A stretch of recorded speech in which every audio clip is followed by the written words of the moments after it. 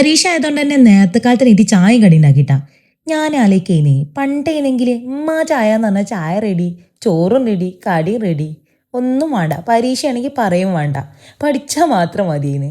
ഇപ്പം ഇതൊക്കെ കഴിഞ്ഞ് ഇറങ്ങുമ്പോഴത്തേന് പഠിച്ചതൊക്കെ കണ്ട് മറക്കും. പരീക്ഷയാണെന്നുണ്ടെങ്കിലും വേണ്ടിയില്ല, വേറെ എന്തായാലും വേണ്ടിയില്ല, കണ്ണാടിൻ്റെ മുന്നിൽ നിന്ന് ഒരു ഷോ ഓഫ് വേണം. അത് ഫറല.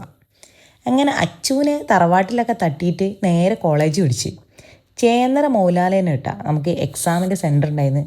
എക്സാം എന്തായാലും മഹാലമ്പായിന്ന്, പാസ്സാവുമായിരിക്കും.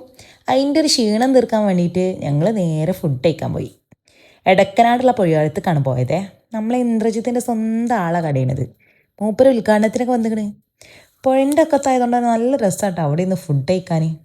സാമ്പാർ കഴിക്കാൻ കൊയ്യും കുത്തി കാത്തിക്കാണ്. ഫുഡ് എന്തായാലും അടിപൊളിയാണ്.